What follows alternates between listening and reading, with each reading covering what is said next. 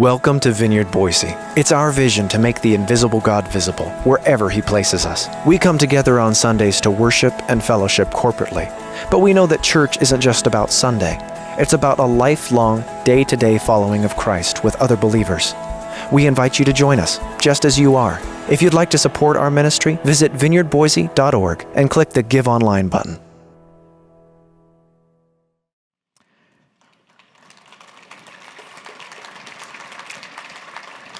We got a good morning for you here. We're doing a series right now on identity. This is a series that's going to carry us from a few weeks ago all the way into Easter. And here's the reason we're doing a series on identity, because we have a calling within the greater scope of mankind. As people who have a relationship with God, we have a calling.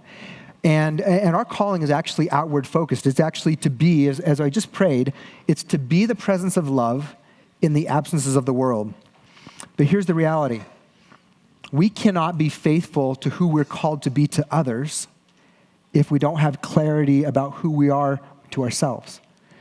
We have to understand who we are in order to fully be present in those places in which we're called to reflect God's love. And so we're doing a series on identity, and we started with a series on identity masked a few weeks ago.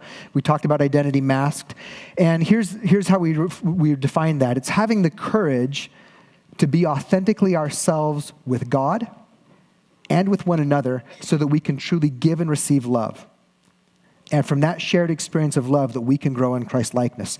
Here's the reality. We only have so much energy. We're finite creatures. And so we can either put our energy into projecting an image of ourselves and protecting who we really are to one another. We can put our energy into that. Or we can put our energy into acknowledging to God and with one another who we are, those places in which we still need to grow. And out of that, to create a community of love where we can have transformation, where we can pursue becoming who we're called to be. So we talked about identity masked. And then last week, Pastor Amber took us through a message we called Identity Lost. And there we had an introduction from the overview of Judges about the downward spiral of the human condition. We're going to revisit that this week. But Judges introduces us to what's called oftentimes by biblical scholars called the sin cycle in Judges. But it's more than just something that happens in the book of Judges. It's actually the human condition. And so Amber introduced us to that, but then she also introduced us to an upward spiral of transformation, that we can deliberately engage with God and with one another in ways where we're being changed from the inside out. And that we can make space for God to change us in ways that we can't change ourselves. And that we're called to do that. So that was last week. If you weren't here, I'd encourage you to go online. That's a wonderful message. This week we're talking about identity found. And there's lots that could be said about identity found. In fact, we're going to do a couple parts on this. And we're going to talk more about our identity next week, our found identity. So today's morning is not, comprehensive, and it's not all self-contained. We're going to zero in on one aspect that we see within our next passage in the book of Judges. So here's where we're defining it this morning. I'm going to read this twice. Listen to this. We are a people. This is the community of faith, disciples of Jesus. Here's who we are. We are a people who look for, who affirm, and who celebrate the intrinsic value and the image-bearing capacity of God in all people. And one of the key words, every word of that is important. I put some thought into that phrase, but every word is important. I highlighted the word all because that's, I think, something for us to grow in. We are a people who look for, affirm, and celebrate the intrinsic value and the image-bearing capacity of God in all people. The statement actually goes back to God's intent for mankind. So I'm going to kind of pull back from the book of Judges and kind of go wide angle from the whole story of Scripture, from the human history, and talk about our origin story a little bit. God made mankind. God placed us. The Genesis story is the story of God creating what amounts to a habitat. He creates a good creation, and he declares that everything he makes is good. And then at the very pinnacle of his creation, after building everything and saying, this is good, this is good, this is good, he gets to the end and he creates mankind as kind of like the climax of his creation. And over mankind, he says, it's very good. It's the first time he uses a qualifier. He says, that's very good. And so He put us, and the story of our origin story tells us that we were made to reflect God's nature and ways to one another and to all living things. We're to represent his image in creation. And so, of course, we have an infinite God and we're finite people. So the degree to which we can reflect God's nature from the very beginning, even in a good creation, it was limited. I mean, maybe think about the difference between a real person and the image in a mirror. Okay, the image in the mirror is two-dimensional. Maybe it's not even two-dimensional, but it's different. There's a reflection there, but it's not the same as the person itself. We're created to reflect God, and that's what we're made for. The challenge is that something entered into creation where the way that we reflect God has become distorted. If you think of like a funhouse mirror, where the funhouse mirror, you look in it, you see the person in there, but it's distorted. Some things are magnified, some things are shrunken, everything's warped. And within creation, we are image bearers of God that distort his image. We warp it. So what I want to do is real quickly, I want to go back to our origin story because it gives us two things. It gives us a frame of reference to understand, one, what we were made for, what God's intention was for us, and what we've lost, but also what it is that we yearn for. Why there's this yearning for us and something more, that we can do better than what we're doing as mankind. There's more for us. Why do we sense that longing? So I'm going to take you to Genesis 1, 26 and 27. This is the pinnacle after God has made all of creation. He's created a habitat. Then he creates mankind. And God says this, let us make mankind, the us there, it's plural, it's a Trinitarian God. So this is God the Father, Son, and Holy Spirit. Let us make mankind in our image, and I've put that word in kind in there because the Hebrew word is generic. It is not gender specific. It's an all-encompassing word. So he's actually talking about mankind. Let us make mankind in our image, after our likeness, and let them have dominion over the fish of the sea, over the birds of the air, over the livestock, over all the earth, and over every creeping thing that creeps upon the earth. So God created mankind in his own image. In the image of God, he created him. Male and female, he created them. Okay? That little pronoun there is incredibly important. God created mankind in his own image. In the image of God, he created him. Male and female, he created them. So God's design for creation, the original intent was that man and wife, man and woman, would be side by side, both equally intrinsically valuable as image bearers of God, but reflecting different aspects of of his nature. Okay, side by side, differing in which aspects of God's nature they reflect. In the instructions that follow, if we were to keep reading Genesis 1, God gives them together. He gives them side by side leadership in the rest of creation. Man and woman are both to have leadership, which actually the phrase that's used in most translations is they're given dominion. Side by side, they're given dominion over creation.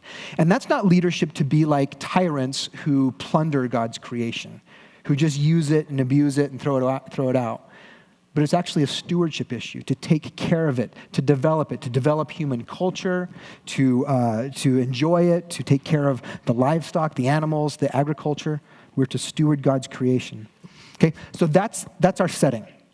That's what we are made for. That's the design of our Creator.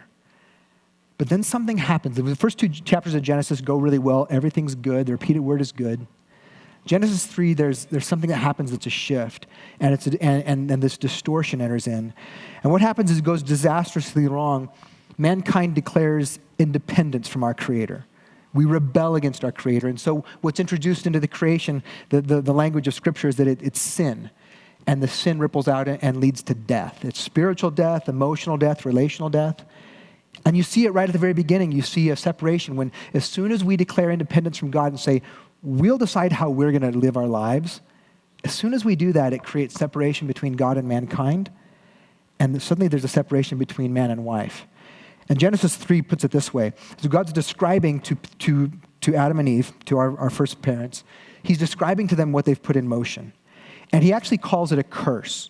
God says, here's the curse by stepping out from under my authority, my good leadership, and deciding that you'll lead yourselves in rebellion against me.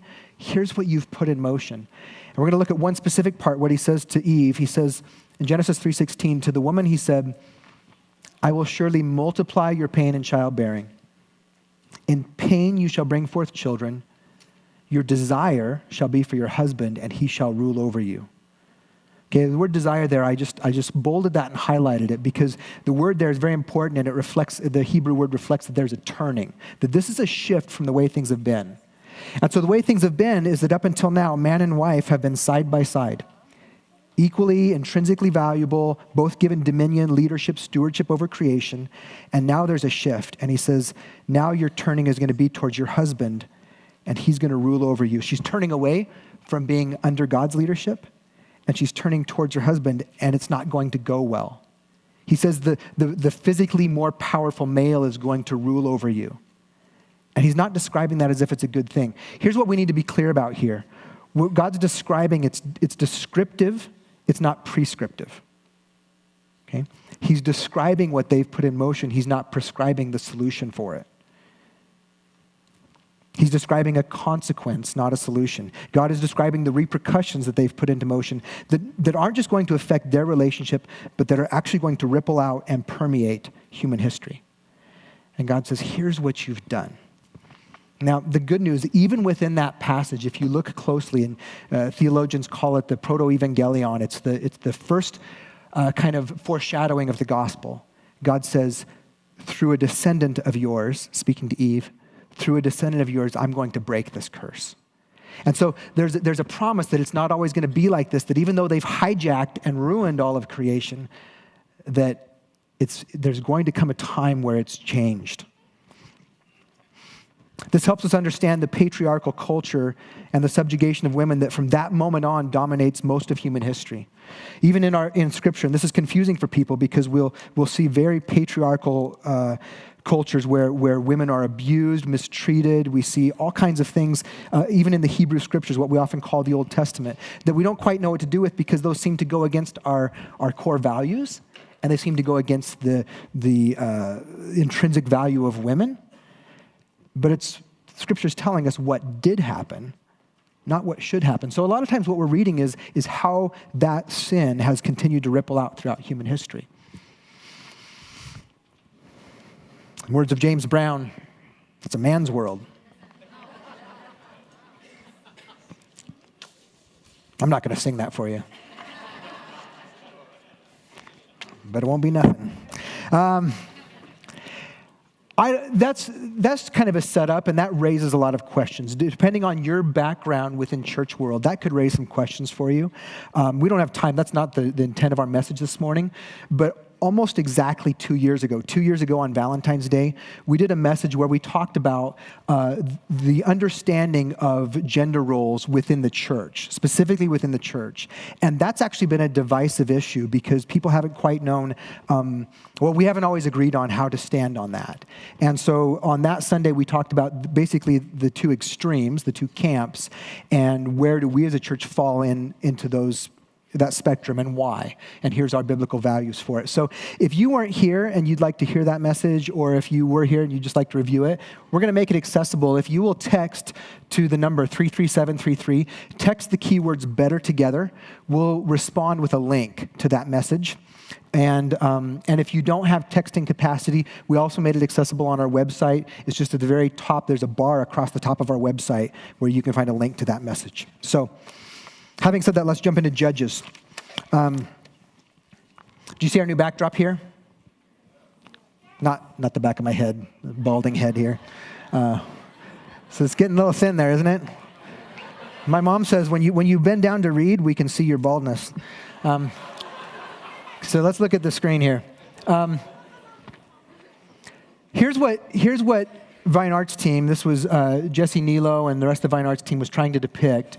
They're trying to reflect the goodness of God's intent for creation. You see there's an agricultural scene, there's a garden with flowers, it's abundance, it's the type of things we read about in Genesis 1 and 2. We see culture developing, that God sent them out to develop culture, to fill the earth, and so you see a skyline there, you see the sun and blue sky and clouds. But over here on the side, you see these little black strips that depending on where you're sitting, they block your view, they obstruct your view. And what happens in creation is God gives a good creation, and then when we sin against God, this eclipse starts that slowly becomes a complete solar eclipse, where everything is blocked out. The light of creation is blocked out. And as we get into the book of Judges, we resume our study of Judges. Judges was a time where it looked like a new day had dawned for the nation of Israel. Not for all of mankind, but at least for Israel, that a new day had dawned. And as the book of Joshua ended, it was a bright, sunny future. Like the future looks bright. You got to wear shades. It's going to be great, Because Israel's in the promised land. After 400 years of slavery, now they finally have a land of their own. It's a land of abundance. It's many of their enemies have been subjugated, and so it looks like the future's really bright. And then the book of Judges starts, and all the stories are predominantly dark. In fact, they're becoming increasingly dark. It's like this eclipse is happening even over Israel. And what we need to understand is that God is taking Israel through a progressive revelation to understand the nature of the human condition. Just how deep is the wound that happened back in the garden when mankind's rebelled against God? How deep does that wound go? And what will it take to fix it? Because depending on the nature of your wound, you're going to treat it differently, right? For a small headache, I take an aspirin. If I've got a small cut, I put on a Band-Aid. But if I've got a bad heart, I need a heart transplant. And what God is taking Israel through is a progressive revelation to understand that the same thing that has inflicted all of humanity is their disease too. And all of mankind, we carry bad hearts. And the solution is not better leadership. We see leaders that come into Israel, and for a time it goes really well, but as soon as that leader's gone, Israel reverts back. Because the solution isn't just better leadership. It's not academics. It's not philosophy. It's not government. It's not religion. I mean, here's the most religious nation on the face of the earth at that point. And religion can't save them. So what God's taking them to is an eventual place where they have to go, you know what? We're hopeless. We can't do anything. And therefore, we need a Savior. Okay? That's the progressive revelation. That's why God's letting it become increasingly dark. So there are glimpses of light in the book of Judges, but it's not like the light of a summer day with the sun at full strength. It's more like a flickering candle on a winter's night. Today's passage, in fact, has light in the midst of the darkness, but it comes with some darkness alongside of it. Let's read the passage. Judges 4:2. The Lord said to them, the Lord sold them, for one. The people of Israel again did what was evil in the sight of the Lord after Ehud died. So Ehud was the last judge. He brought them rest for, I think it was 40 years. But after he died, they did evil again. Verse 2, and the Lord sold them into the hand of Jabin, the king of Canaan, who reigned in Hazor. The commander of his army was Sisera, who lived in Harosheth Hagoyim. I highlighted Sisera there because he's going to be the main character as far as the antagonist in this passage. Then the people of Israel cried out to the Lord for help, for Sisera had 900 chariots of iron. Okay, this is technologically, their enemies very advanced against them. He had 900 chariots of iron, and he, listen to the words here, he oppressed the people of Israel cruelly for 20 years. Okay, our author doesn't unpack that. He doesn't explain what that looked like. He just says he had military might, and he used that might to cruelly oppress the people of Israel for 20 years. So that's the first three stages. If we were looking at the cycle, that's the first three stages. The people sin, they're sold into slavery and oppression, and they experience that until they cry out for help.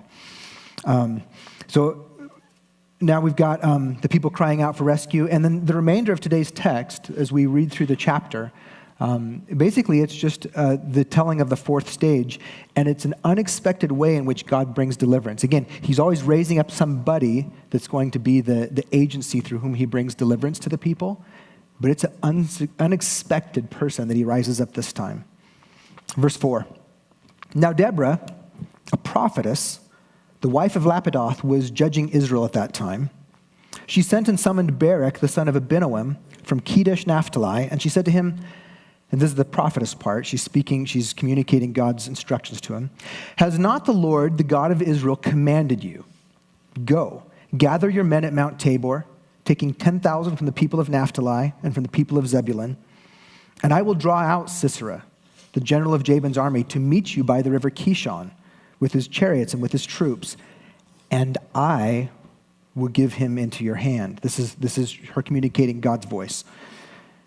Barak said to her, if you will go with me, I will go.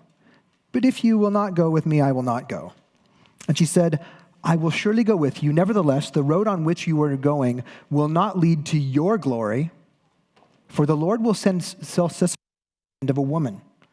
Then Deborah arose and went with Barak to Kadesh. For whatever reason, Barak says, I'll go. This commission you're giving me from God, I'll go, but I'll only go if you come with me. And she says, okay, then God's still going to bring deliverance, but it's not going to be through you, it's going to be through the hand of a woman. So the most natural reading of that is, who's going to be the person? Deborah, right? Seems like she's going to be the primary agent in Sisera's overthrow. Not so fast. Verse 10, Barak called out Zebulun and Naphtali and Kadesh. These are two different tribes of Israel in addition to his tribe. 10,000 men went up at his heels, and Deborah went with him. Now Heber the Kenite had separated from the Kenites, the descendants of Hobab, the father-in-law of Moses, and had pitched his tent as far away as the oak in Zananim, which is near Kadesh. Okay?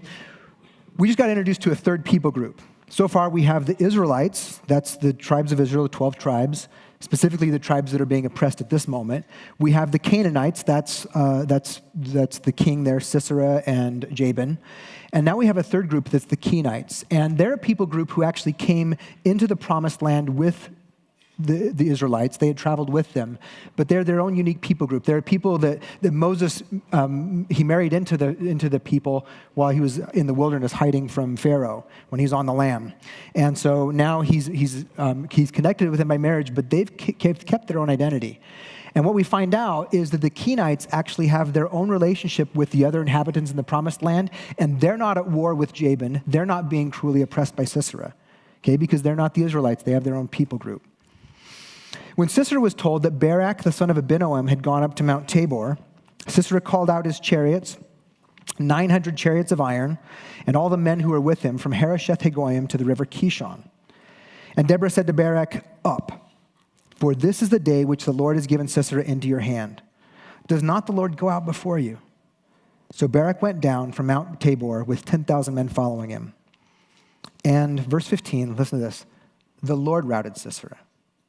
The Lord routed Sisera and all his chariots and all his army before Barak by the edge of the sword, and Sisera got down from his chariot and fled away on foot. Okay, here's the big commander who's been cruelly oppressing them. He runs away on foot. And it's a surprising outcome because you've got 900 chariots against people with swords. Okay? That's like BB guns versus tanks. Like, how's that going to go? It's not going to go well. But the difference is God's at work. And our author here in chapter 4, he doesn't tell us exactly what happened in terms of how that victory was accomplished.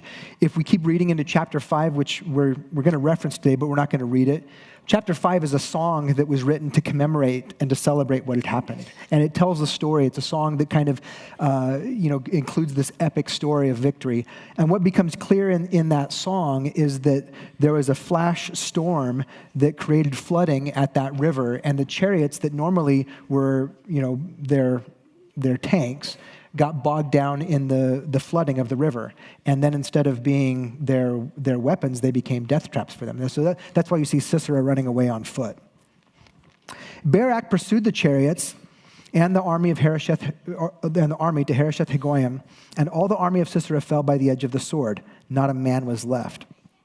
But Sisera fled away on foot to the tent of Jael, the wife of Heber the Kenite, for there was peace between Jabin the king of Hazor and the house of Heber the Kenite.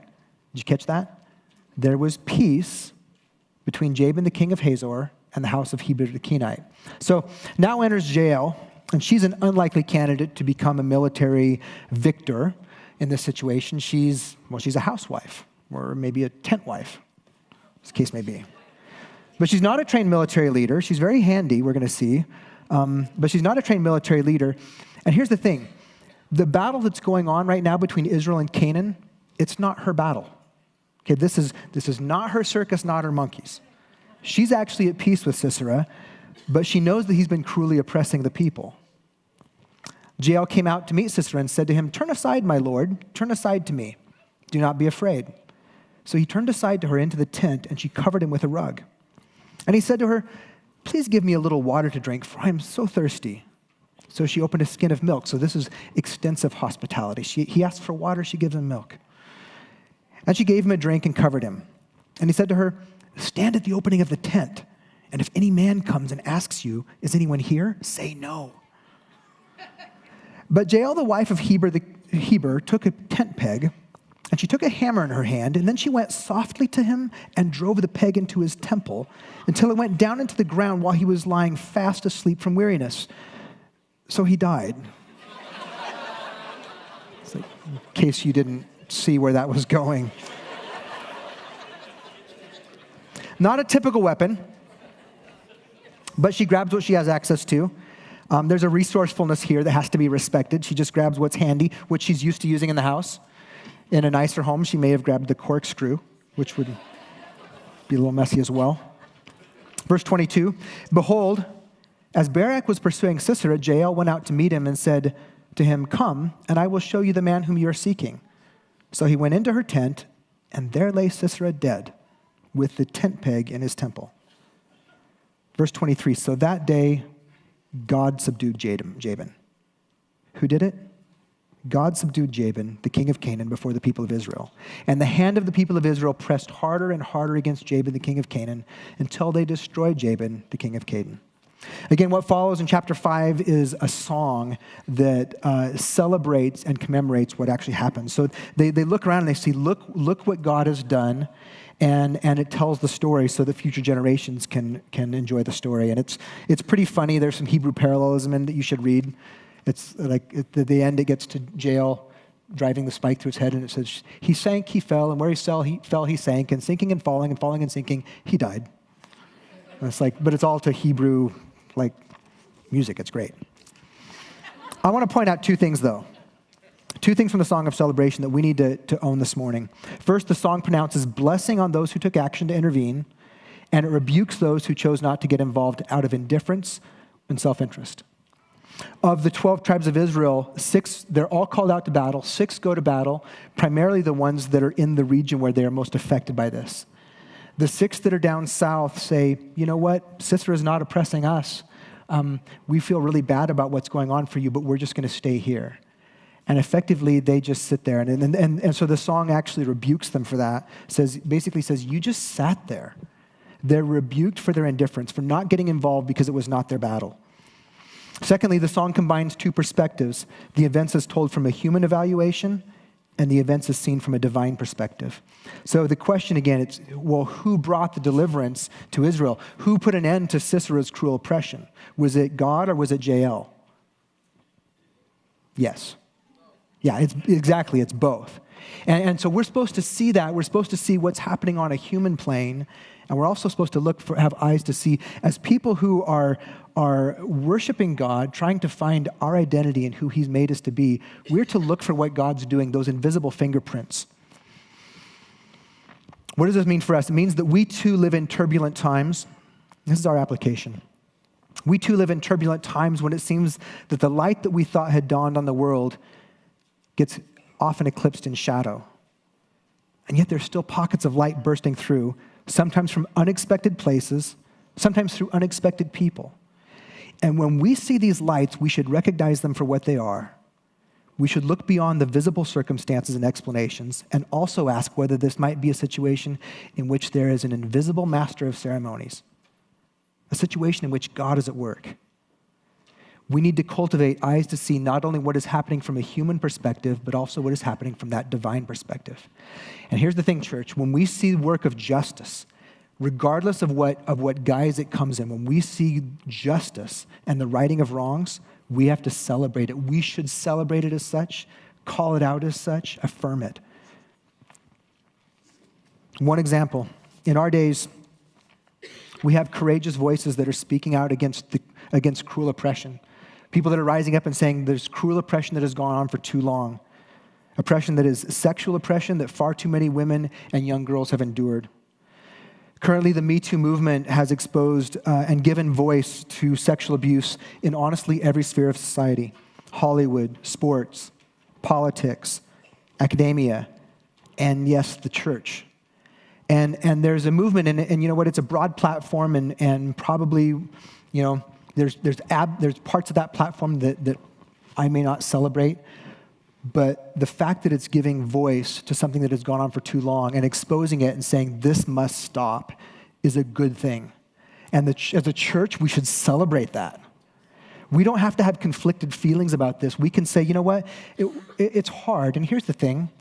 Andrea and I were talking about this, my wife and I, we were talking about this and saying, you know what, as these stories come out and you hear about more and more people, whether it's politics or the church or the news media or, sports, gymnastics, you hear these stories and it's like, oh. And there's a part of us that regrets to see people that we've looked up to and admired fall, to find out that there's things about them that we didn't want to know. And so we can hold that intention at the same time celebrate that women are getting freed from this, that they're in a place where they can now get healing, and that we can say this stuff is not okay and we can't keep allowing this to go on. The church should celebrate that.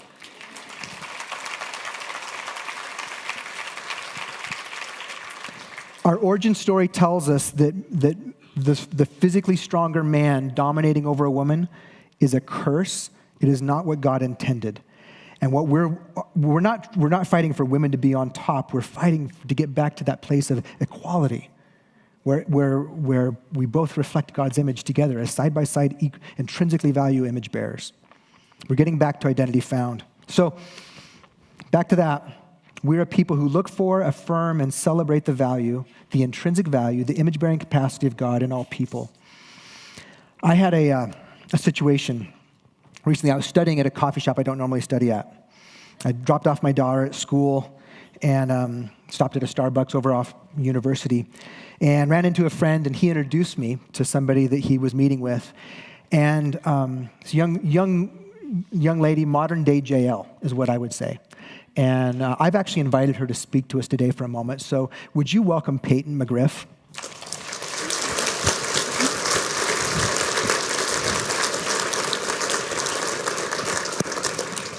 And I'll qualify this by saying when I met Peyton, I'd just been having a conversation with my daughter, with my 16-year-old Patience, about, she'd introduced me to a slogan.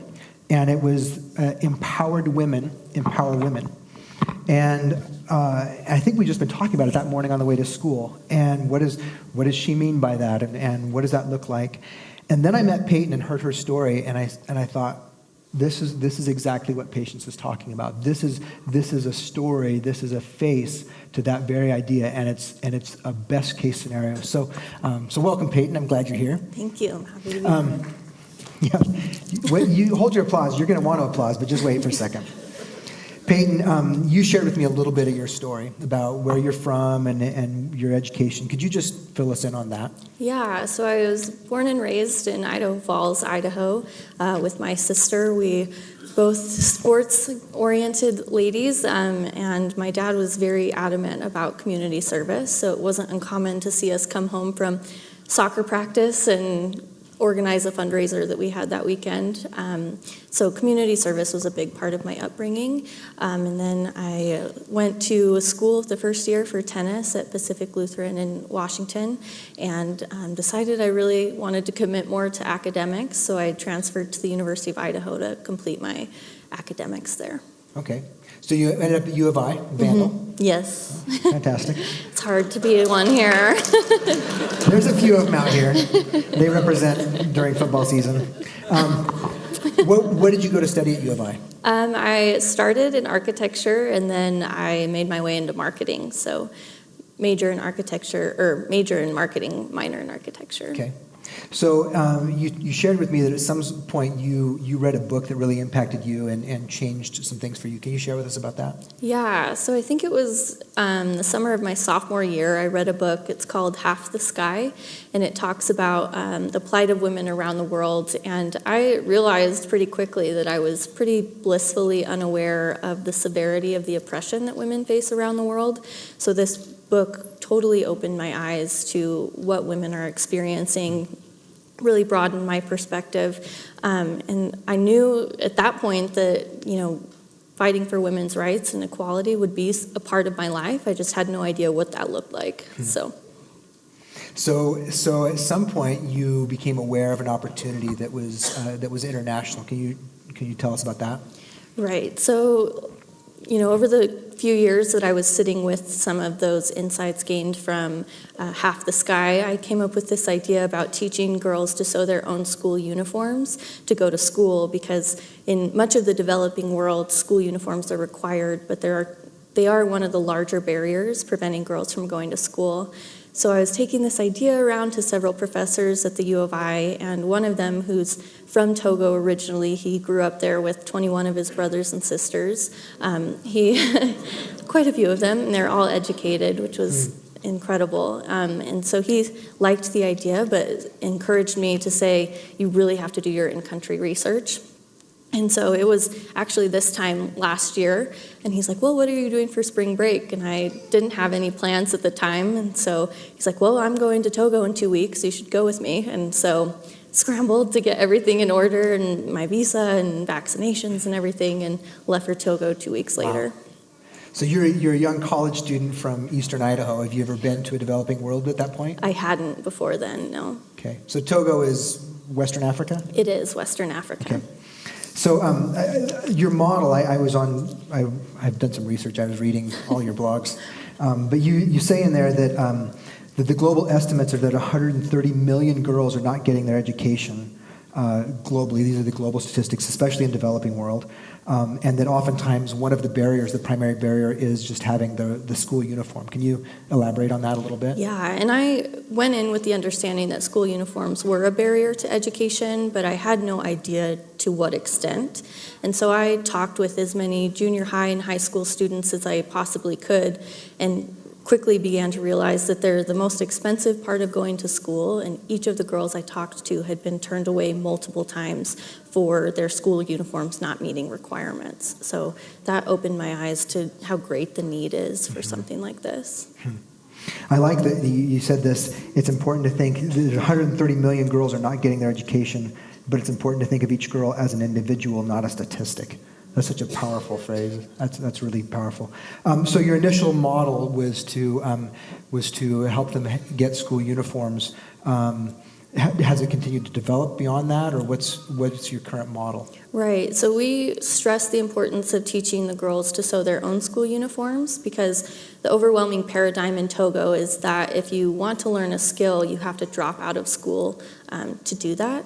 And that just perpetuates this cycle of poverty. So we incorporate skills training into our model and try to integrate that into more of a holistic education for these girls.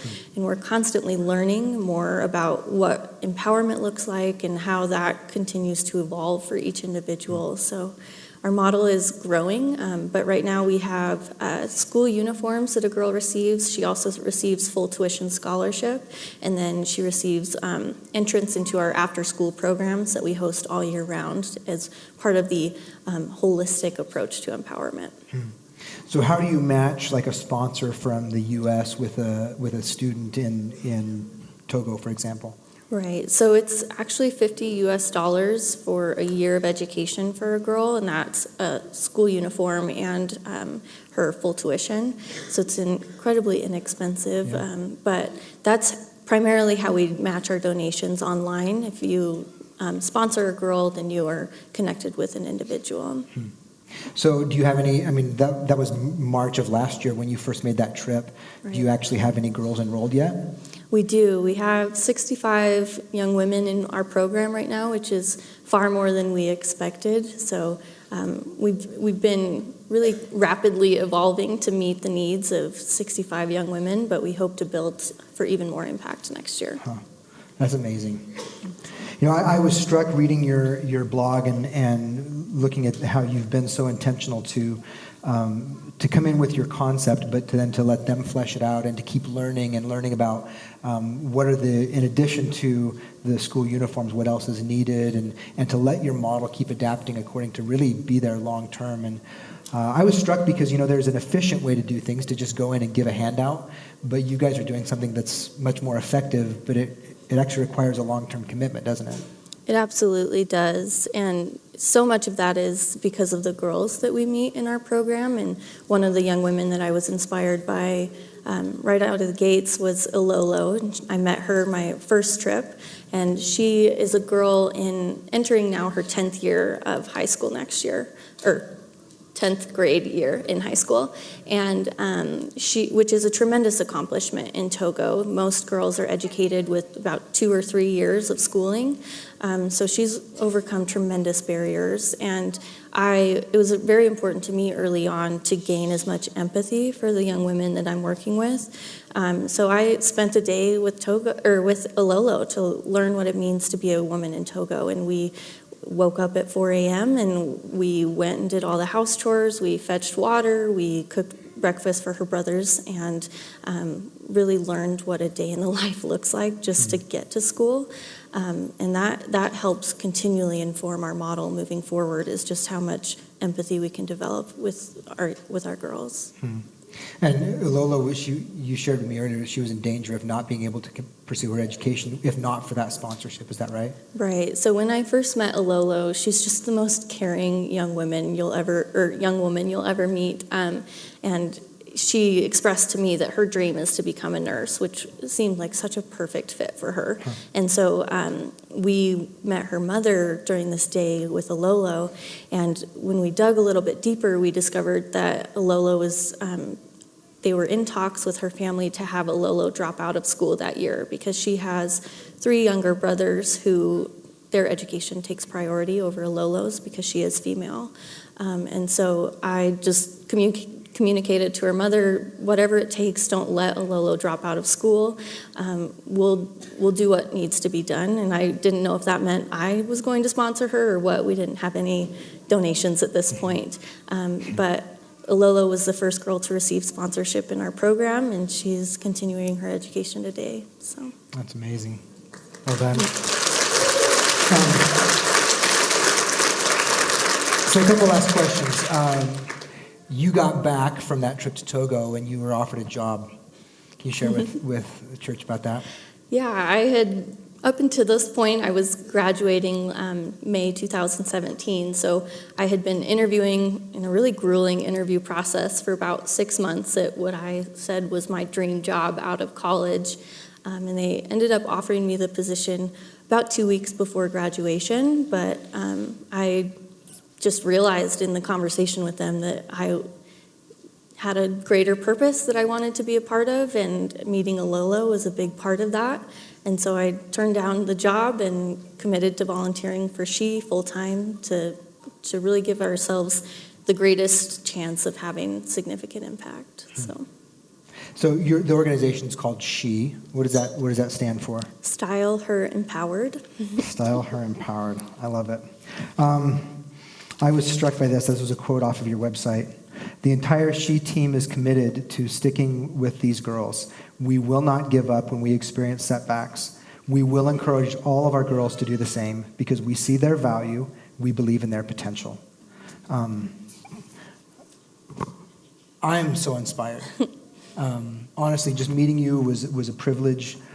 Hearing what you're doing, like JL in our story today, you're an unlikely candidate in the sense that you're a 23-year-old young lady from eastern Idaho, and what's going on in Togo is not your battle.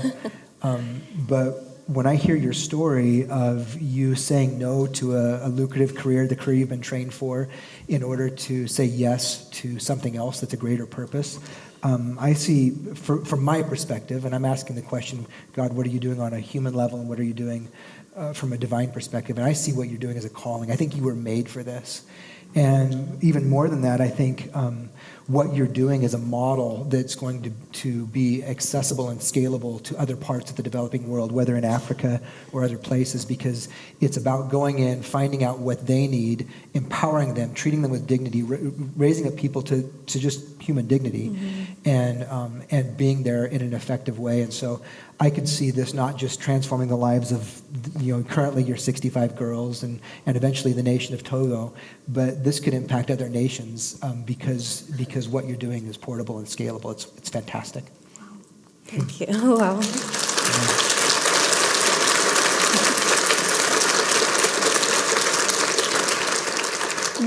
How can we come alongside you?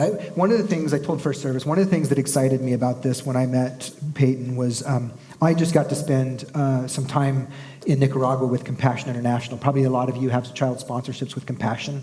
Compassion's been around for decades, and so they're very developed in their program. And I got to see the quality of what happens, not just in a big picture way, but I got to see it on the ground. I actually got to meet our sponsored child that we sponsor and spend the afternoon with her. So I got to see the impact that an organization can have on a country, on an individual, and then to see this one starting up by Peyton, and just the courage of stepping out and the humility that you've surrounded yourself with people who have skill sets you don't have.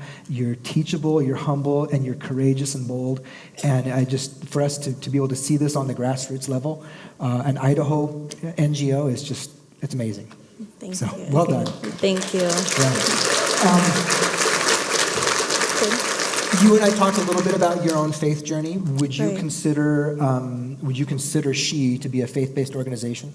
We're actually not a faith-based organization because we felt it was really important to our mission that we're able to welcome and honor women of all faith and tribal backgrounds. But we do partner with several faith-based organizations, and we really see ourselves as the platform to cultivate that togetherness and empower people with the skill set to hopefully make those life decisions very meaningfully, whether that be career, academic pursuits, faith journey. We just really try to place girls at the center of their own development. Peyton, is there ways that we can partner with you right now? What would it look like for us to if somebody had a desire to partner with you, what would that look like? Yeah, we currently we're raising funds if it's a financial partnership for our after-school program. That's become a much larger part of our program. We've found that that's where we've made a much deeper impact with these girls, is having this empowerment series that we walk girls through all the way during the school year. So raising funds for that is tremendously impactful right now. And we hope there will be more opportunities for direct involvement in the future as we build our infrastructure and capacity. You inspire me. Likewise. Would you guys give it up for Peyton? Thank you.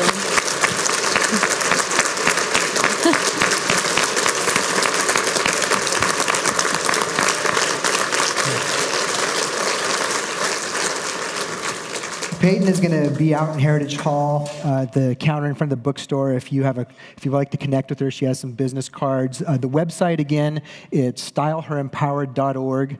So we'll put that up there. It's she, but styleherempowered.org. So you can go there. You can read more about what they're doing. Their model, they're being very thoughtful, even about the uniforms they're creating. They're thinking about style, about the material involved, about what the specific needs are within that climate. They're being so intentional. And so if you want to explore more, you can go to the website. And we're just going to close this morning by praying over that organization and over them continuing to become everything that they can be. Heavenly Father, we thank you for a modern-day jail. Thank you for Peyton, for what seems like an unlikely candidate who's stepping out in courage to take on a battle that's not hers, but to end oppression, to fight oppression, and to see people set free. And so as a church, we celebrate when justice is established. We celebrate at the righting of wrongs.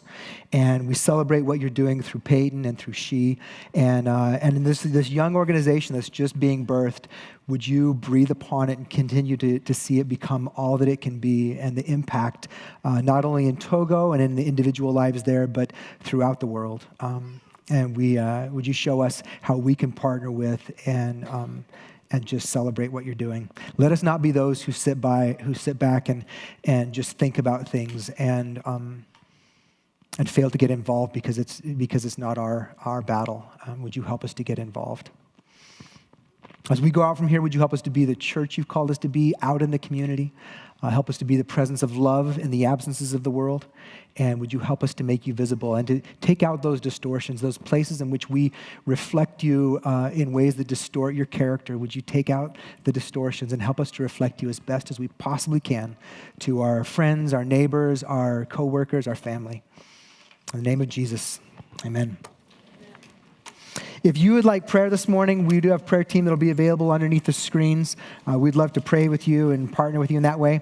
Again, Peyton will be out in the hall. Do you want to say hi? And go make the invisible God visible.